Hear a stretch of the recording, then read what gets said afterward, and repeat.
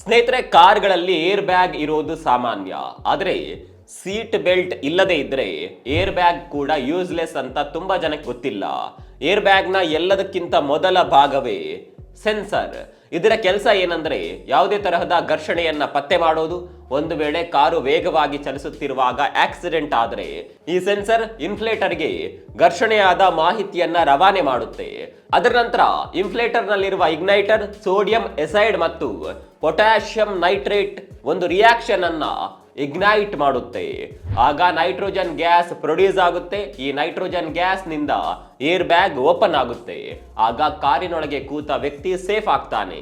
ಈ complete procedure ಆಗೋದಕ್ಕೆ ತೆಗೆದುಕೊಳ್ಳುವ ಸಮಯ ಕೇವಲ 0.04 ಸೆಕೆಂಡ್ ಅಷ್ಟೇ. ಇಂಟ್ರೆಸ್ಟಿಂಗ್ ಅಂದ್ರೆ ಈ ಏರ್ ಬ್ಯಾಗ್ ಓಪನ್ ಆಗುವ ಸ್ಪೀಡ್ ಎಷ್ಟು ಅಂದ್ರೆ ಪ್ರತಿ ಗಂಟೆಗೆ 332 ಕಿಲೋಮೀಟರ್. ಇಷ್ಟೊಂದು ವೇಗವಾಗಿ ಓಪನ್ ಆಗುವಾಗ ಚಾಲಕರು ಏರ್ ಬ್ಯಾಗ್ ಹೊಡೆತದಿಂದಲೇ ಸಾವನ್ನಪ್ಪುವ ಸಾಧ್ಯತೆ ಹೆಚ್ಚು. ಹಾಗಾಗಿ ಸೀಟ್ ಬೆಲ್ಟ್ ಹಾಕೋದು ಕಡ್ಡಾಯ. ಸೀಟ್ ಬೆಲ್ಟ್ ಹಾಕದೇ ಇದ್ರೆ ಏರ್ ಬ್ಯಾಗ್ಗಳು ನೇರವಾಗಿ ವಾಹನದಲ್ಲಿರುವವರಿಗೆ ಬಂದು ಅಪ್ಪಳಿಸುತ್ತೆ. ಸಾಮಾನ್ಯವಾಗಿ ಸೀಟ್ ಬೆಲ್ಟ್ ಹಾಕದೇ ಇದ್ದರೆ ಏರ್ ಬ್ಯಾಗ್ ಓಪನ್ ಆಗೋದಿಲ್ಲ. ಒಂದು ವೇಳೆ ಓಪನ್ ಆದರೆ ಅದು ಆ ವ್ಯಕ್ತಿಯ ಮುಖವನ್ನ ಚೂರು ಚೂರು ಮಾಡುತ್ತೆ.